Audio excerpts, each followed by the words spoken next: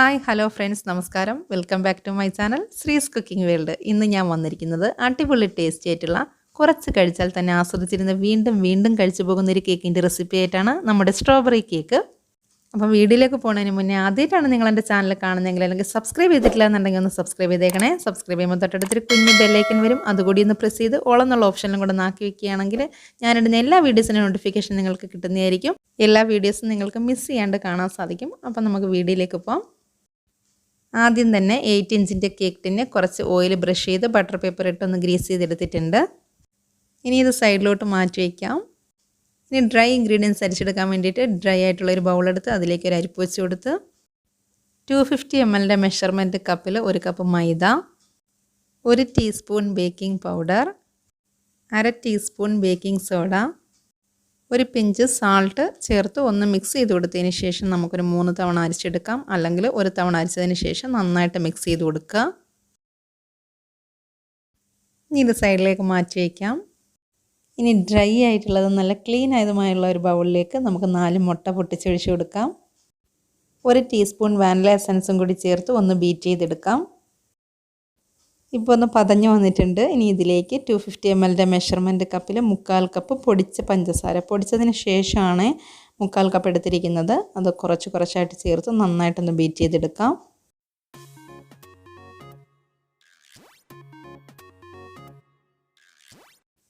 ഇപ്പോൾ എഗ്ഗിൻ്റെ കളറൊക്കെ മാറി നല്ല ക്രീമിയായി കിട്ടിയിട്ടുണ്ട്. ഇനി ഇതിലേക്ക് 1/4 കപ്പ് റിഫൈൻഡ് ഓയിൽ ചേർത്ത് കൊടുത്ത് ജസ്റ്റ് ഒന്ന് ബീറ്റ് ചെയ്തെടുക്കാം. ഓയിൽ ചേർത്തതിന് ശേഷം അധികം ബീറ്റ് ചെയ്യേണ്ട ആവശ്യമില്ല, 1 മിനിറ്റൊക്കെ ബീറ്റ് ചെയ്താൽ മതിയാകും. ഞാനിപ്പോൾ എടുത്തിരിക്കുന്നത് റൈസ് ബ്രാൻഡ് ഓയിലാണ്, നിങ്ങൾക്ക് വേണമെങ്കിൽ സൺഫ്ലവർ ഓയിലോ ബട്ടറോ യൂസ് ചെയ്യാം. ഇപ്പോൾ ഓയിലൊക്കെ ഒന്ന് മിക്സായി കിട്ടിയിട്ടുണ്ട്. ഇനി ഇതിലേക്ക് ടൈഗറിൻ്റെ സ്ട്രോബെറി മിക്സ് 1/4 ടീസ്പൂൺ ആഡ് ചെയ്ത് കൊടുക്കാം.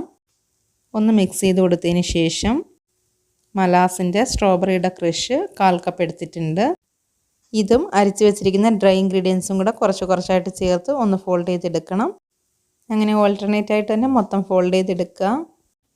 നമ്മൾ ഷോപ്പിൽ നിന്ന് വാങ്ങുന്ന സ്ട്രോബെറി ക്രഷ് അല്ലാന്നുണ്ടെങ്കിൽ പുളിയില്ലാത്ത നല്ല സ്വീറ്റ് ആയിട്ടുള്ള ഫ്രഷ് സ്ട്രോബെറി എടുത്ത് അതിലേക്ക് ആവശ്യത്തിനനുസരിച്ചുള്ള പഞ്ചസാരയും കുറച്ച് വെള്ളം കൂടി ചേർത്തിട്ട് ഒന്ന് നല്ല പോലെ വേവിച്ചെടുക്കുക. എന്നിട്ട് ചൂട് മാറിയ ശേഷം മിക്സിയുടെ ജാറിലിട്ട് ഒന്ന് അടിച്ചെടുത്തിട്ട് ചേർത്താൽ മതി. എനിക്കിപ്പം ഫ്രഷ് സ്ട്രോബെറി കിട്ടിയില്ല, അതുകൊണ്ട് ഞാനിപ്പോൾ ഈ സ്ട്രോബെറി ക്രഷ് തന്നെ ചെയ്യാമെന്ന് വിചാരിച്ചത്. ഇതിൽ നമ്മൾ പ്രത്യേകിച്ച് ജെൽ കളറൊന്നും ആഡ് ചെയ്യുന്നില്ല. ഇപ്പോൾ ഇത് അത്യാവശ്യം നല്ലതുപോലെ തന്നെ മിക്സായി കിട്ടിയിട്ടുണ്ട്. ഇനി ഇത് നേരത്തെ ഗ്രീസ് ചെയ്ത് വെച്ച കേക്ക് ടിന്നിലേക്ക് ഒഴിച്ചു കൊടുക്കാം. ഇതൊന്ന് ടാപ്പ് ചെയ്ത് കൊടുത്തതിന് ശേഷം 160 ഡിഗ്രിയിൽ 10 മിനിറ്റ് പ്രീ ഹീറ്റഡ് ഓവനിൽ 150 ഡിഗ്രിയിൽ 30 മിനിറ്റ് ബേക്ക് ചെയ്യാൻ വെക്കാം. കേക്ക് ബേക്കാവുന്ന സമയം കൊണ്ട് ഞാൻ കുറച്ച് ഷുഗർ സിറപ്പ് റെഡിയാക്കി എടുത്തിട്ടുണ്ട്. 1/2 കപ്പ് പഞ്ചസാരയിൽ 1 കപ്പ് വെള്ളം ചേർത്ത് ഒന്ന് തിളപ്പിച്ച് എടുത്തു വെച്ചിരിക്കുകയാണിത്. നമ്മുടെ കേക്ക് സ്ട്രോബെറി കേക്ക് ആയതുകൊണ്ട് തന്നെ സ്ട്രോബെറി സിറപ്പ് വെച്ചിട്ടാണ് കേക്ക് വെറ്റ് ചെയ്തെടുക്കുന്നത്. അതിന് വേണ്ടിയിട്ട് ഇതിലേക്ക് 1/4 കപ്പ് സ്ട്രോബെറി ക്രഷ് കൂടി ചേർത്ത് കൊടുക്കുകയാണ്. ഇത് നല്ലതുപോലെ ഒന്ന് മിക്സ് ചെയ്ത് കൊടുത്തതിന് ശേഷം അടച്ച് നമുക്ക് ഫ്രിഡ്ജിലേക്ക് നല്ലപോലെ തണുക്കാനായിട്ട് വെക്കാം. ഞാനിപ്പോൾ 1/2 കപ്പ് റിച്ചിൻ്റെ വിപ്പിംഗ് ക്രീം നല്ലതുപോലെ ബീറ്റ് ചെയ്തെടുത്തിട്ടുണ്ട്. ഇത് കുറച്ച് നേരം തണുക്കാനായിട്ട് ഫ്രിഡ്ജിലേക്ക് വെക്കുകയാണ്. നമ്മുടെ കേക്ക് ബേക്കായി ചൂടാറിയ ശേഷം 3 ലെയറായിട്ട് ഞാൻ കട്ട് ചെയ്തെടുത്തിട്ടുണ്ട്. കേക്ക് ലെയർസായിട്ട് കട്ട് ചെയ്യുന്ന വീഡിയോ നമ്മൾ മുന്നത്തെ വീഡിയോയിലൊക്കെ കാണിച്ചിട്ടുള്ളത് കൊണ്ടാണ് ഈ വീഡിയോയിൽ കാണിക്കാഞ്ഞത്. ഇനി നമുക്ക് ഐസിങ് ചെയ്യാൻ തുടങ്ങാം. അതിന് വേണ്ടിയിട്ട് ഒരു ടേൺ ടേബിൾ എടുത്ത് ഇതിൻ്റെ മുകളിൽ ഒരു കേക്ക് ബോർഡ് വെച്ച് കൊടുക്കാം. കുറച്ച് ക്രീം അപ്ലൈ ചെയ്ത് കൊടുത്തതിന് ശേഷം ഫസ്റ്റ് ലെയർ വെച്ച് കൊടുക്കാം. ഇനി കേക്കിൻ്റെ ലെയർസിലേക്ക് നമ്മൾ നേരത്തെ ചെയ്ത് വെച്ചിരുന്ന സ്ട്രോബെറി സിറപ്പ് ഉണ്ടല്ലോ, അത് നന്നായിട്ട് ഒഴിച്ചിട്ട് വെറ്റ് ചെയ്ത് കൊടുക്കാം. ഈ സ്ട്രോബെറിയുടെ സിറപ്പൊക്കെ ഒഴിച്ചിട്ട് വെറ്റ് ചെയ്യുന്ന കേക്ക് ഉണ്ടല്ലോ, ഒരു പ്രത്യേക ടേസ്റ്റാണ് നമുക്ക് കഴിക്കാനായിട്ട്. ഇനി നമുക്ക് ക്രീം അപ്ലൈ ചെയ്ത് കൊടുക്കാം. വേണമെന്നുണ്ടെങ്കിൽ ഈ ക്രീമിലേക്ക് നമുക്ക് സ്ട്രോബെറിയുടെ ഫ്ലേവറായിട്ട് സ്ട്രോബെറി മിക്സ് ഉണ്ടല്ലോ, അത് കുറച്ച് ആഡ് ചെയ്യാം, പക്ഷേ ഞാനിപ്പോൾ ആഡ് ചെയ്യുന്നില്ല. ഇനി ഇതിൻ്റെ മുകളിലേക്ക് നമുക്ക് സ്ട്രോബെറി ക്രഷ് കുറച്ച് ഒഴിച്ചിട്ട് ഒന്ന് സ്പ്രെഡ് ചെയ്ത് കൊടുക്കാം. ഇതിനങ്ങനെ പ്രത്യേകിച്ച് അളവൊന്നുമില്ല, നമ്മളുടെ ടേസ്റ്റിനനുസരിച്ച് 1-2 സ്പൂൺ ഒഴിച്ച് കൊടുത്തിട്ട് സ്പ്രെഡ് ചെയ്ത് കൊടുക്കുക. ഇനി സെക്കൻഡ് ലെയർ വെച്ച് കൊടുത്ത് സെയിം രീതിയിൽ തന്നെ ചെയ്തെടുക്കുക.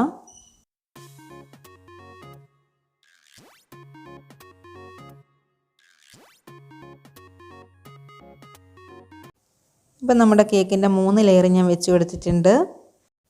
ഞാൻ വിചാരിച്ചു സ്ട്രോബെറി കേക്ക് ആയതുകൊണ്ട് തന്നെ ഹാർട്ട് ഷേപ്പിലൊന്ന് കട്ട് ചെയ്തെടുക്കാമെന്ന്. ഹാർട്ട് ഷേപ്പിൻ്റെ കേക്ക് മോൾഡ് ഉണ്ടെങ്കിൽ അതിൽ കേക്ക് ബാറ്റർ ഒഴിച്ചിട്ട് ബേക്ക് ചെയ്തെടുക്കാം. പക്ഷേ ഞാൻ ഈ റൗണ്ട് കേക്ക് ടിന്നിൽ തന്നെ ബേക്ക് ചെയ്തിട്ട് എപ്പോഴും ഹാർട്ട് ഷേപ്പിൽ കട്ട് ചെയ്തെടുക്കാറാണ് ചെയ്യുന്നത്. ഇതൊരു പാടുമില്ലാതെ തന്നെ ഈസി ആയിട്ട് നമുക്ക് ഹാർട്ട് ഷേപ്പിൽ കട്ട് ചെയ്തെടുക്കാനായിട്ട് പറ്റും. അതുകൊണ്ട് തന്നെ ഞാൻ പിന്നെ ഹാർട്ട് ഷേപ്പിൻ്റെ മോൾഡ് വാങ്ങിയിട്ടുമില്ല. ആദ്യം തന്നെ നമ്മൾ ഷേപ്പിൽ കട്ട് ചെയ്തെടുക്കാൻ വേണ്ടിയിട്ട് എന്തെങ്കിലും വെച്ച് ഒന്ന് മാർക്ക് ചെയ്ത് കൊടുക്കണം. ഞാനിപ്പോൾ നൈഫ് വെച്ചിട്ടാണ് മാർക്ക് ചെയ്യുന്നത്. നടുക്ക് ഭാഗത്തോടെ ഇതാ നീളത്തിൽ ഇങ്ങനെയൊന്ന് മാർക്ക് ചെയ്തെടുക്കുക. എന്നിട്ട് ക്രോസ് ആയിട്ട് വെച്ചും ഇതുപോലെ ഒന്ന് മാർക്ക് ചെയ്തെടുക്കണം. എന്നിട്ട് ആ മാർക്ക് ചെയ്തതിൻ്റെ 2 കോർണറും തമ്മിൽ ഒന്ന് കട്ട് ചെയ്തെടുക്കുക. കേക്കിൻ്റെ ലെയർസൊക്കെ ഇളകിപ്പോകാതെ ശ്രദ്ധിച്ച് വേണം കട്ട് ചെയ്യാനായിട്ട്. സെയിം രീതിയിൽ തന്നെ ഇപ്പുറത്തെ സൈഡിലും കൂടി കട്ട് ചെയ്തെടുക്കണം. ഇപ്പോൾ ഇത് കട്ട് ചെയ്ത് കഴിഞ്ഞു. ഇതിനി ഇങ്ങനെ എടുത്തിട്ട് 2 സൈഡിലും കൂടി വെച്ച് കൊടുക്കണം. അതിന് മുന്നേ ആയിട്ട് കുറച്ച് ക്രീം ഇവിടെ അപ്ലൈ ചെയ്ത് കൊടുക്കുക. നമ്മൾ ഈ വെക്കുന്ന പീസ് ഉണ്ടല്ലോ, അതിങ്ങനെ ഒട്ടിയിരിക്കാൻ വേണ്ടിയിട്ടാണ് ഇങ്ങനെ ക്രീം അപ്ലൈ ചെയ്ത് കൊടുക്കുന്നത്. എന്നിട്ട് ഇതിങ്ങനെ പതുക്കെ എടുത്ത് നമ്മൾ ക്രീം തേച്ച് കൊടുത്തില്ലേ, അവിടേക്ക് ഇങ്ങനെ വെച്ച് കൊടുക്കുക. എന്തെങ്കിലും വെച്ചതാ ഇങ്ങനെ ഒന്ന് പ്രസ് ചെയ്ത് കൂടി കൊടുക്കണം.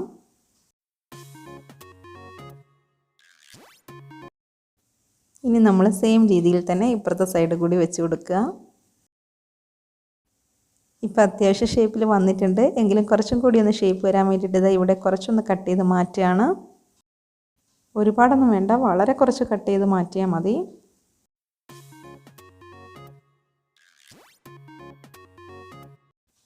ഇനി ക്രീം അപ്ലൈ ചെയ്ത് കൊടുത്ത് നല്ലതുപോലെ ഷേപ്പ് ചെയ്തെടുക്കാം.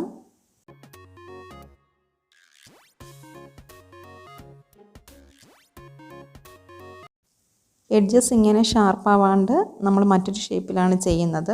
അതിന് വേണ്ടിയിട്ട് നമ്മൾ ചോക്ലേറ്റ് ഡെക്കറേഷന് വേണ്ടിയിട്ട് ഉപയോഗിക്കുന്ന ഷീറ്റ് ഉണ്ടല്ലോ, അതാണിത്. അത് വെച്ചിട്ട് ഇതാ ഇങ്ങനെയൊന്നാക്കി കൊടുക്കുക. ഈ ഷീറ്റ് നമുക്ക് കേക്കിൻ്റെ ഐറ്റംസൊക്കെ വാങ്ങാൻ കിട്ടുന്ന ഷോപ്പിൽ കിട്ടും. ഈ ഷീറ്റ് തന്നെ എടുക്കണം എന്നൊരു നിർബന്ധമില്ല. നമുക്കിങ്ങനെ വളച്ച് പിടിച്ചിട്ട് ചെയ്യാൻ പറ്റണം, അതാണ് ഉദ്ദേശിക്കുന്നത്. സ്ക്രാപ്പറാണെങ്കിൽ ഇങ്ങനെ വളച്ച് പിടിച്ചിട്ട് നമുക്ക് ചെയ്യാൻ പറ്റില്ലല്ലോ. ഇപ്പോൾ അത്യാവശ്യം നല്ല ഷേപ്പിൽ തന്നെ എടുത്തിട്ടുണ്ട്. ഇനി ഞാനിത് ഫ്രിഡ്ജിലേക്ക് വയ്ക്കുകയാണ്. ഇത് ഞാനിപ്പോൾ എടുത്തിരിക്കുന്നത് ന്യൂട്രൽ ജെല്ലാണ്. ന്യൂട്രൽ ജെല്ല് നമുക്ക് പല ഫ്ലേവറിലും അവൈലബിൾ ആണ്. പക്ഷേ ഞാൻ എപ്പോഴും വാങ്ങിക്കാറുള്ളത് ഈ പ്ലെയിൻ ആയിട്ടുള്ളതാണ്. ഈ പ്ലെയിൻ ആയിട്ടുള്ളതാണെങ്കിൽ നമുക്ക് കേക്കിൻ്റെ മുകളിൽ നെയിം എഴുതി കൊടുക്കണമെങ്കിൽ ഇഷ്ടമുള്ള കളർ ആഡ് ചെയ്തിട്ട് നെയിം എഴുതി കൊടുക്കാം. ഇതിപ്പോൾ ഒരു 4 ടേബിൾ സ്പൂണോളം എടുത്തിട്ടുണ്ട്. ഇതിലേക്ക് 3 table spoon strawberry crush add ചെയ്ത് കൊടുക്കാം. ഒന്ന് മിക്സ് ചെയ്ത് കൊടുത്തതിന് ശേഷം ഇതിലേക്ക് 1 ടേബിൾ സ്പൂൺ പച്ചവെള്ളം ആഡ് ചെയ്ത് കൊടുത്ത് ഒന്നും കൂടി മിക്സ് ചെയ്തെടുക്കാം. ഇതിന് കേക്കിൻ്റെ മുകളിലേക്ക് ഒഴിച്ചു കൊടുക്കണം. ഇതിലേക്ക് നമ്മൾ കളറൊന്നും ആഡ് ചെയ്യുന്നില്ല. ഞാനിപ്പോൾ എളുപ്പത്തിന് ഒഴിക്കാൻ വേണ്ടിയിട്ട് ഇതൊരു പൈപ്പിംഗ് ബാഗിലാക്കിയിട്ടുണ്ട്. ഐസിങ് നൈഫ് വെച്ച് ഒന്ന് സ്പ്രെഡ് ചെയ്ത് കൊടുക്കുകയാണ്. ഇപ്പം മൊത്തം ഒഴിച്ച് കഴിഞ്ഞിട്ടുണ്ട്. ലീഫ് വരച്ചു കൊടുക്കാനായിട്ട് വിപ്പിംഗ് ക്രീമിൽ കുറച്ച് ഗ്രീൻ കളറാക്കി പൈപ്പിംഗ് ബാഗിൽ എടുത്തിട്ടുണ്ട്. ഇപ്പം ലീഫിൻ്റെ ന്യൂസിലാണ് ഇത് എടുത്തിരിക്കുന്നത്.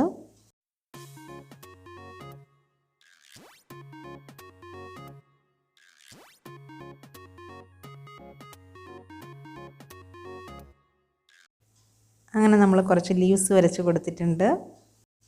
ഇനി കേക്കിൻ്റെ മുകളിൽ ഡോട്ട്സ് പോലെ ഇട്ട് കൊടുക്കാനായിട്ട് വിപ്പിംഗ് ക്രീമിൽ കുറച്ച് യെല്ലോ കളർ ആഡ് ചെയ്ത് പൈപ്പിംഗ് ബാഗിലാക്കി എടുത്തിട്ടുണ്ട്.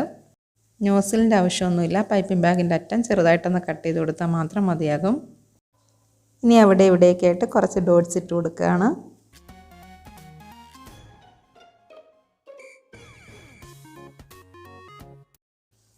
അങ്ങനെ നമ്മുടെ സ്ട്രോബെറി കേക്ക് ഇവിടെ റെഡി ആയിരിക്കുകയാണ്. എന്ത് എളുപ്പമാണ് ചെയ്തെടുക്കാനായിട്ട്. ഇത് ക്യാമറയിൽ കാണുന്നതിനെക്കാട്ടും നല്ല ഭംഗിയുണ്ട് ഒറിജിനലായിട്ട് കാണാനായിട്ട്. കട്ട് ചെയ്യാനേ തോന്നിക്കുന്നില്ല, അത്രയ്ക്കും ഭംഗിയുണ്ട്. പക്ഷെ നമുക്ക് കട്ട് ചെയ്ത് കാണിക്കാതിരിക്കാൻ പറ്റില്ലല്ലോ, അതുകൊണ്ട് ഞാനൊന്ന് കട്ട് ചെയ്ത് കാണിക്കാം.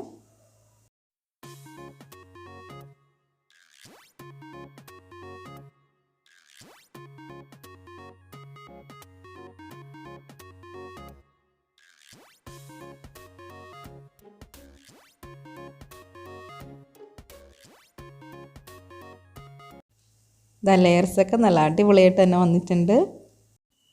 ഇനി ഇതിൻ്റെ ടേസ്റ്റ് ഒന്ന് നോക്കട്ടെ.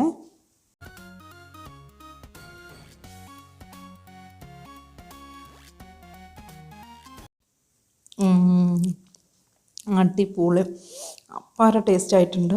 ഞാൻ ആദ്യം തന്നെ പറഞ്ഞിരുന്നില്ലേ, ആസ്വദിച്ചിരുന്ന് കഴിച്ചു പോകുന്നൊരു കേക്കാണെന്നിത്. അത് തന്നെയാണ് എൻ്റെ അവസ്ഥ. പറയാൻ വാക്കുകളേ ഇല്ല. നമ്മൾ എന്ത് പറഞ്ഞാലും അത് കുറഞ്ഞു പോകും. അത്രയ്ക്ക് അടിപൊളിയായിട്ടുണ്ട്.